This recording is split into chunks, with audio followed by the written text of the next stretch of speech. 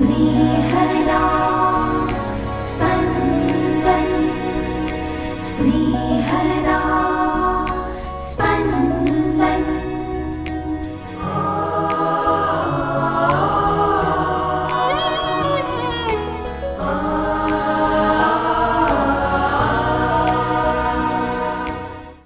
તપઋતુના ચોથા અઠવાડિયાનો શનિવાર. ધર્મસભા આજે સંત વિન્સેન્ટ ફેરેરનું પર્વ ઉજવે છે.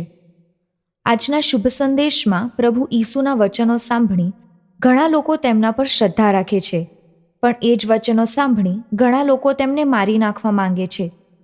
ઈસુના વચનોની લોકો પર અલગ અલગ અસર થાય છે. આ તપઋતુમાં મારી જાતને તૈયાર કરું જેથી હું પ્રભુના વચનો સુયોગ્ય રીતે ઝીલી શકું. સાંભળીએ સંત યોહાનકૃત શુભ સંદેશ, અધ્યાય 7, કડી 40-53. આ સાંભળીને ટોળામાંથી કેટલાક જણ કહેવા લાગ્યા, સાચે સાચ આ પૈગંબર છે. બીજા કેટલાકે કહ્યું, આ ખ્રિસ્ત છે.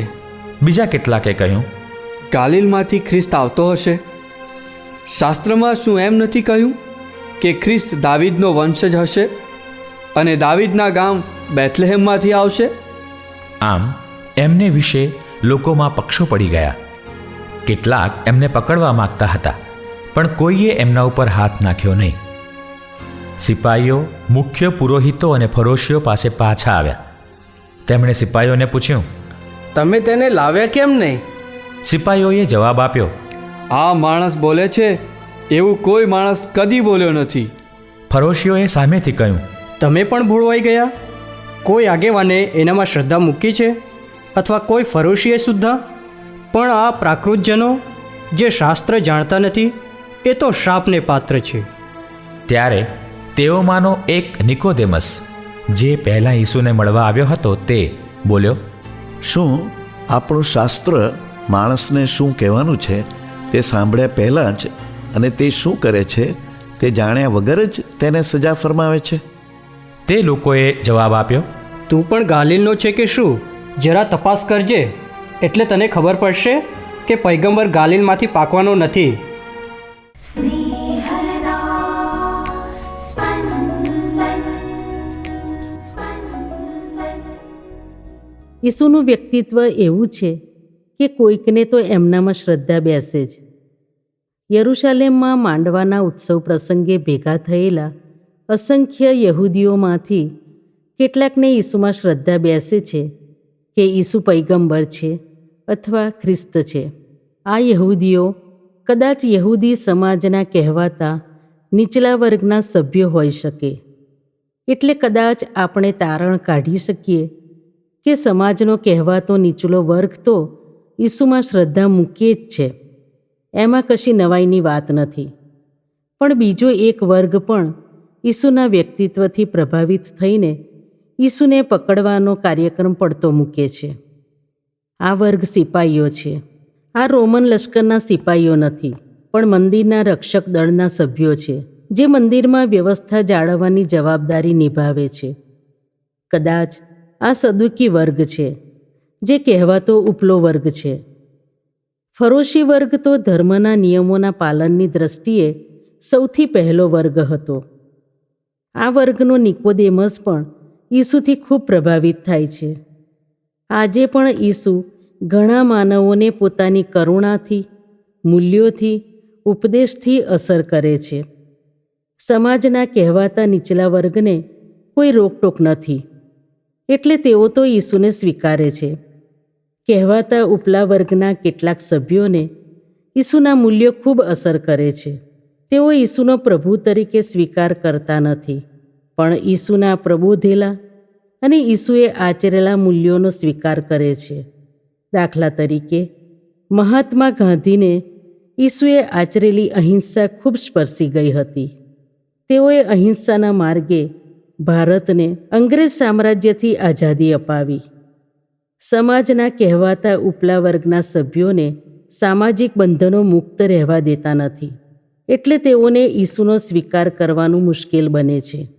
ઈસુ પોતાના વ્યક્તિત્વ વિશે સમજાવતા અન્ય ઠેકાણે એવું કહે છે કે તેઓ ભાગલા પડાવવા આવ્યા છે. માંડવાના ઉત્સવ પ્રસંગે યહૂદીઓમાં ઈસુને કારણે ભાગલા પડી ગયા. એક ભાગ તેઓને ખ્રિસ્ત તરીકે સ્વીકારવા તૈયાર થયો તો બીજો ભાગ ના થયો.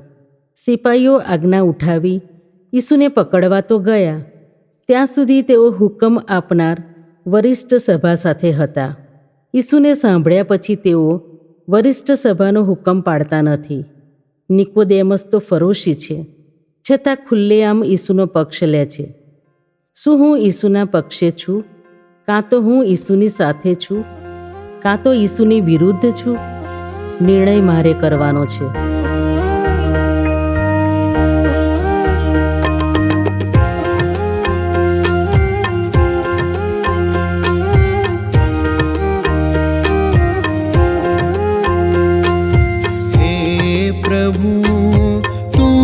मुझने नम्र सेवक बनावजे। हे प्रभु तू मुझने नम्र सेवक बनावजे। निर्बल ने हूँ सबल बनाऊं,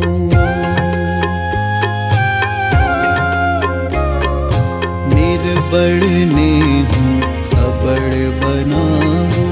दिलनी एवी प्रार्थना छे, हे प्रभु तू मुझने नम्र सेवक बनावजे।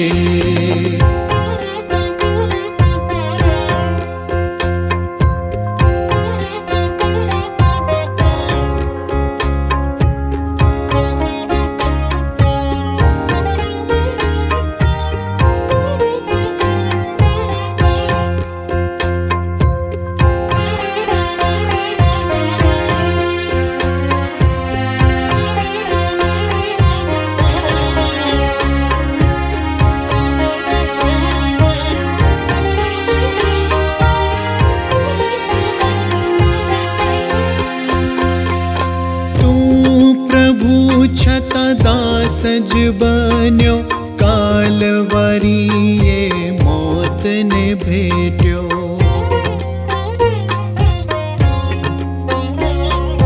तू प्रभु छता दास ज बन्यो, कालवरीए मौत ने भेट्यो। तारू स्वरूप आ मुझमा प्रभुजी, तारू स्वरूप आ मुझमा प्रभुजी। तारी कृपा थी सोहावजे, जन सेवा मा जीवतर मारू।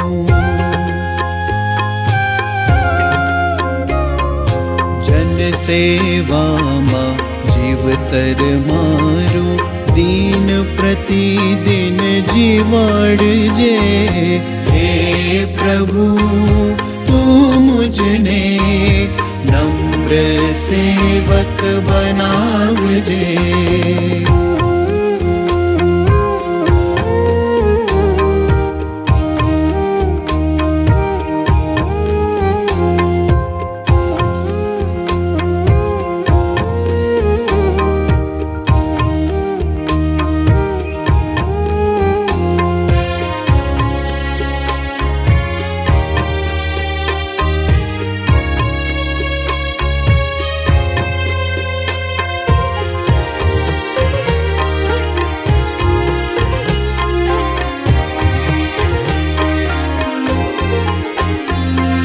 सेवा करूं त्यारे बदलानी आशा, कदी नव राखूं मारा मनमा।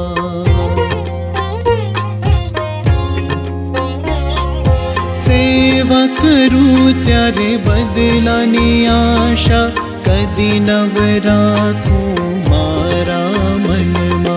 सेवा प्रेम छे प्रेम ज सेवा, सेवा प्रेम छे प्रेम ज सेवा।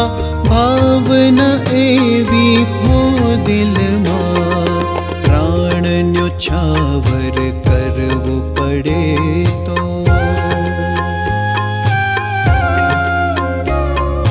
प्राण न्योछावर करवू पड़े तो तैयार हर पल राखजे। हे प्रभु तू मुझने नम्र सेवक बनावजे। हे प्रभु तू मुझने नम्र सेवक बनावजे। निर्बल ने हूँ सबल बनाऊं।